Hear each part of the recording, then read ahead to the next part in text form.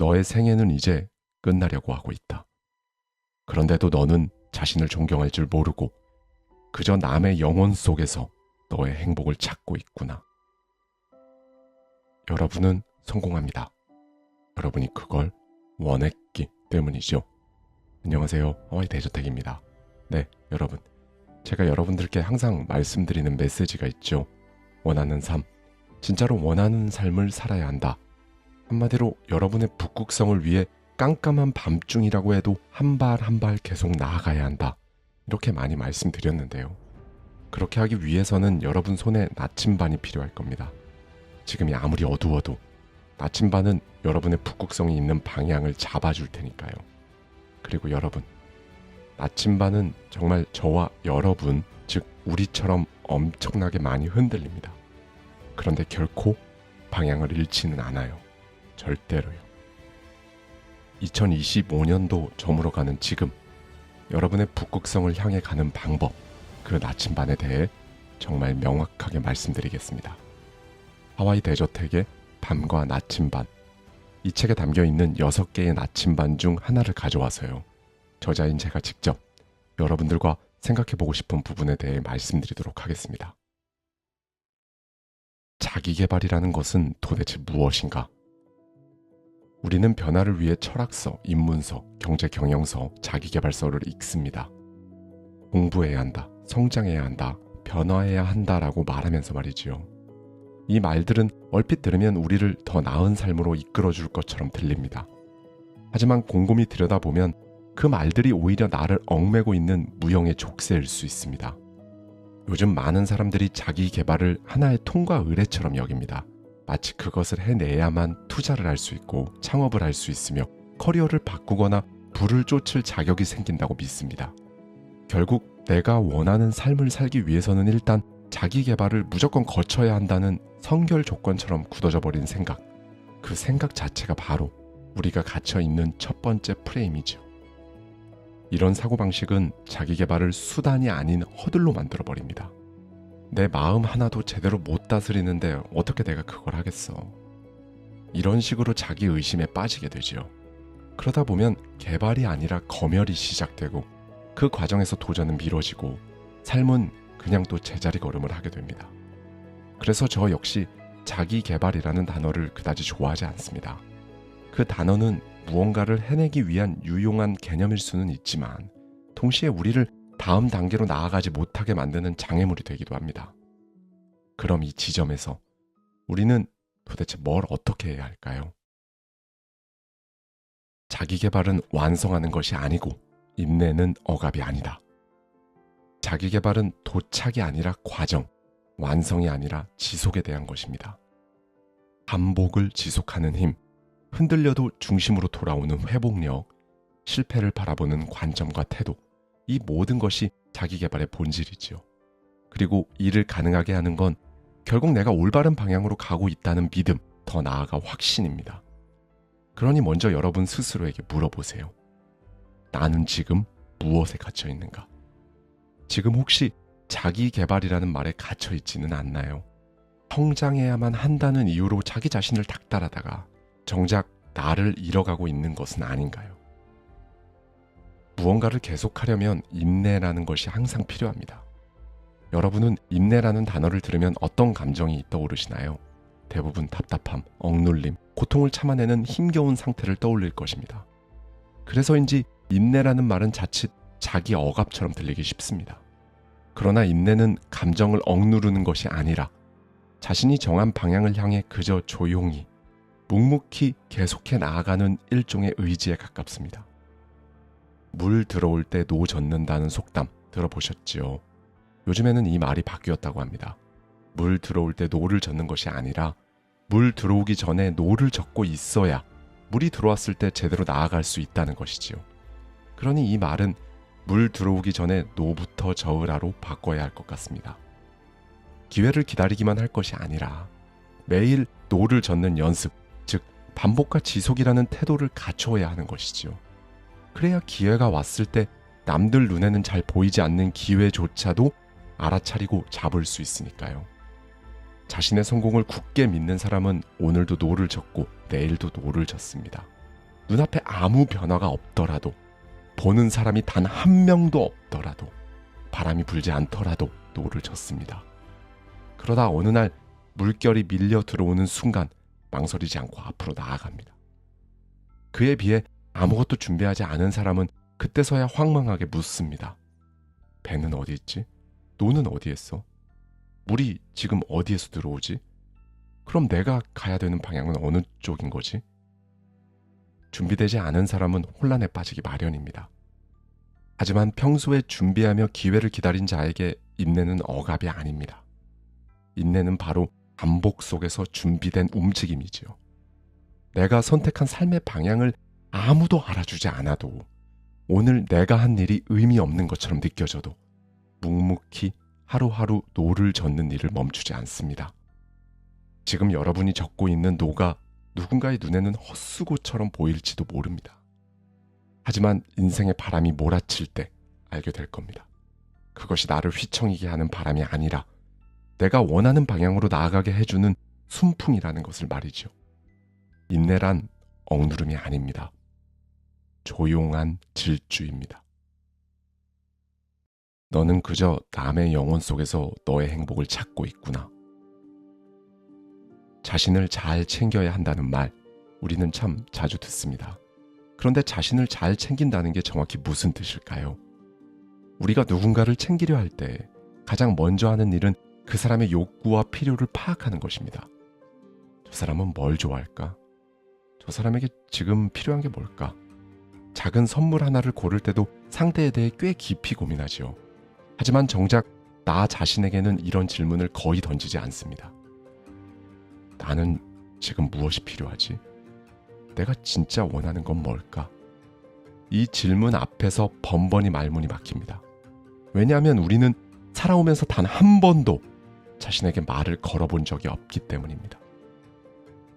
내가 나인데 무슨 말을 해? 나는 그냥 나잖아. 이런 생각 때문에 스스로를 오랫동안 소위 무생물 취급하며 살아왔습니다. 늘 외부에서 무언가를 받아들이고 외부 자극에 반응하며 외부의 기준에 맞춰 움직였습니다. 그러는 사이 내면은 공백이 되었죠. 한 독자분의 이야기를 들려드릴게요. 이분은 치과 의사입니다. 하루 일과는 이렇습니다. 매일 자신에게 마치 감옥처럼 느껴지는 작은 방으로 출근합니다. 계속 앉아 있다가 환자 오셨습니다 라는 소리가 들리면 진료를 하러 나가고 다시 방에 들어와 스마트폰만 봅니다. 시간이 참 더디게 갑니다. 이제는 스마트폰으로 더 이상 찾아볼 것도 없습니다. 그리고 또다시 진료를 하고 방으로 들어와 다시 스마트폰을 보죠. 이런 과정이 N차로 반복되는 하루를 살고 있다고 합니다. 1년 365일 이 생활이 계속되는 겁니다. 그는 이렇게 말했습니다. 이건 제가 원했던 삶이 아닌 것 같아요. 하루하루 아무 의미도 없고 그 어떤 감정도 없습니다. 놀라운 점은 그가 이 말을 꺼내기까지 무척 오랜 시간이 걸렸다는 사실입니다. 왜냐하면 그 마음을 누구에게도 편하게 털어놓을 수 없었기 때문이죠.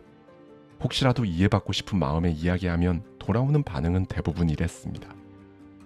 복에 겨운 소리 하고 있네. 세상이 얼마나 힘든데 어디서 그런 배부른 소리를 하고 있냐? 이런 반응을 계속 겪다 보면 사람은 결국 자신 안에 진짜 목소리마저 의심하고 부정하게 됩니다. 내가 진짜 이기적인 건가? 내가 다른 걸 원하는 게 맞긴 한가? 그러다 보면 내면의 목소리는 점점 더 작아지다가 결국에는 아무 말도 못하게 되지요. 이분은 자신의 욕망대로 살아본 적이 없었습니다.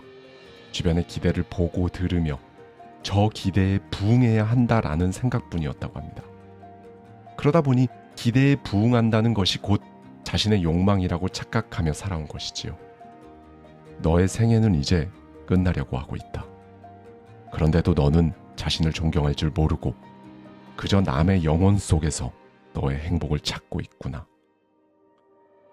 마르쿠스 아우렐리우스의 이 말은 격렬한 통찰을 줍니다. 혹시 남의 생각, 남의 기대, 남의 감정을 마치 내 것처럼 착각하며 살고 있진 않나요? 순간적인 만족감은 얻을지 몰라도 다른 사람의 방식이 내 삶의 답이 될 수는 없습니다. 타인의 기준으로는 결코 내 영혼이 만족할 수가 없으니까요.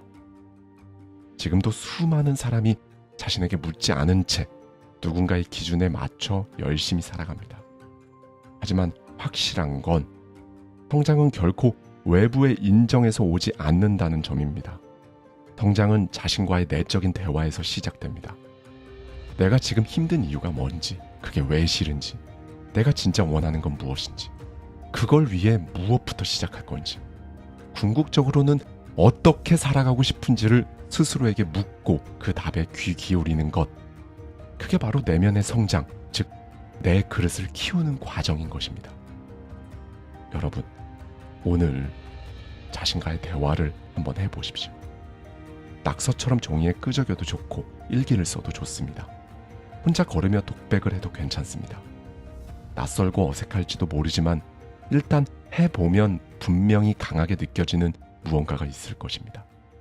그 느낌이 무엇인지 여러분이 직접 느껴보시기를 바랍니다. 머릿속 막연한 생각을 물리적인 물건으로 만드는 법. 여러분은 평소 한 말들이 모두 입 밖으로 낸 말이라고 생각하시나요? 하지만 사실은 그렇지 않습니다. 성대를 울려서 내는 말보다 마음속에서 조용히 반복되는 말들이 훨씬 더 많습니다. 그런데 수많은 내면의 말들에 대해 우리는 거의 반응하지 않습니다. 왜 맨날 이렇게 피곤하지? 저 사람 나한테 왜 저렇게 말하지? 지금 내가 하고 있는 일, 이거 계속하면서 살아도 되나? 이런 질문들이 머릿속을 맴돌지만 우리는 그저 무심하게 무시합니다. 내가 나에게 말을 걸고 있는데 나 자신은 전혀 반응하지 않는 것이지요. 이때 필요한 것이 바로 쓰기입니다. 머릿속 생각을 글로 쓰기 시작하면 우리는 비로소 자신과의 내적인 대화를 보이는 형태, 즉 물리적 실체로 만들어낼 수 있습니다. 무형의 것을 유형의 것으로 바꾸는 과정인 것이지요. 막상 써보면 놀라운 깨달음이 찾아옵니다.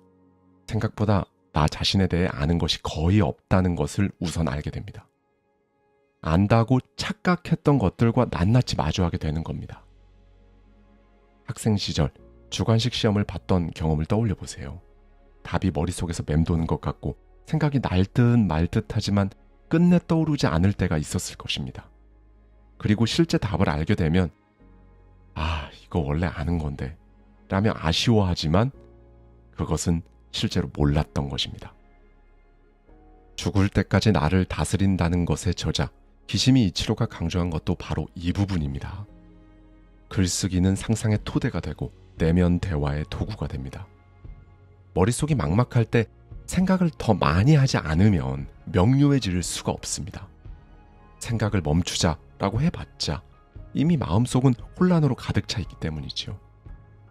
이럴 때 필요한 건 생각을 끄는 것이 아니라 생각을 밖으로 꺼내는 것입니다. 그래서 저는 복잡할수록 펜을 듭니다. 지금 내가 바라는 게 무엇인지, 왜 이렇게 힘이 드는지 쓰다 보면 보입니다. 두려움일 수도 있고 게으름일 수도 있으며 완벽주의 때문일 수도 있습니다. 이유를 파악하는 것만으로도 이미 엄청난 의미가 있습니다. 기차에 올라탄 것이니까요. 이와 달리 여전히 집에 머물며 생각만 하는 사람과는 시간이 지나며 비교할 수조차 없는 차이가 만들어질 것입니다. 이런 의미에서 생각을 글로 써보는 것은 나 자신과의 내면 대화를 현실의 행동으로 옮기는 탁월한 방법입니다. 머릿속에 둥둥 떠다니는 말들이 글자가 되고 문장이 되는 순간 우리는 더 이상 막연한 존재가 아닙니다. 방향성을 가진 인간이 되는 것이지요. 소확행이라는 것은 싫지 않은가? 현실적으로 이만큼만 하자. 여러분에게는 이 말이 어떻게 들리시나요? 한편으로 현명한 충고처럼 들리기도 합니다. 하지만 조금 더 들여다보면 이 말 속에는 자기 한계를 스스로 그어버리는 습관이 숨어 있습니다. 로마의 황제였던 마르쿠스 아우렐리우스도 솔직하게 고백합니다. 나는 철학자의 삶을 살고 싶었다. 그러나 끝내 그렇게 살기 위해 어떠한 것도 하지 않았다. 현실적인 범위 안에서 가능한 것만 하며 살아왔다. 그리고 그는 이렇게 결론 짓습니다. 이렇게 된 이유는 내가 나를 사랑하지 않았기 때문이다. 네, 이 말은 가슴을 세차게 칩니다. 왜냐하면 정말 사랑하는 사람에게는 무엇이든 해주고 싶어지는 것이 인간의 마음이기 때문입니다. 가족이나 아이가 간절히 원하는 것이 있다면 우리는 어떻게든 해주고 싶어서 방법을 찾고 또 찾습니다. 그런데 정작 자기 자신에게는 그건 힘들지. 지금은 아니야. 그걸 네가 감당할 수 있을까? 라며 기회를 주지 않습니다. 바로 그 태도가 나를 믿지 않는 증거입니다. 영국의 정신분석학자 존 볼비가 제창한 애착 이론에 따르면 아이가 부모와 안정적인 애착을 맺으면 훨씬 더 대담해집니다.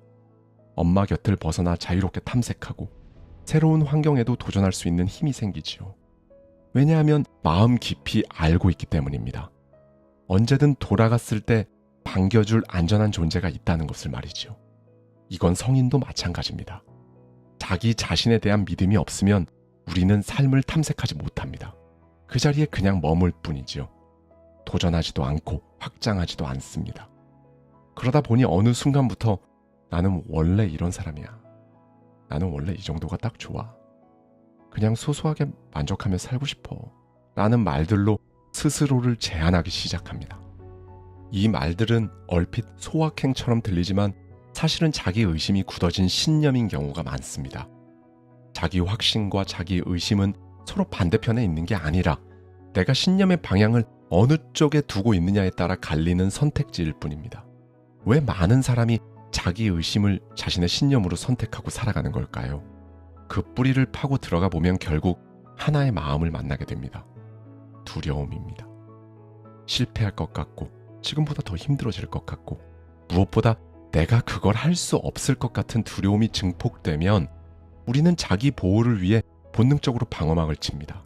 그 방어벽이 바로 한계인 것이지요. 자기 확신은 타고나는 것이 아닙니다. 만들어가는 것입니다. 숱한 고민과 질문 끝에 그래도 해보자 라고 마음 먹고 한 발 한 발 내디딘 사람들이 결국 자기 확신을 장착하게 됩니다. 그러니 안전지대에만 머무르지 마십시오.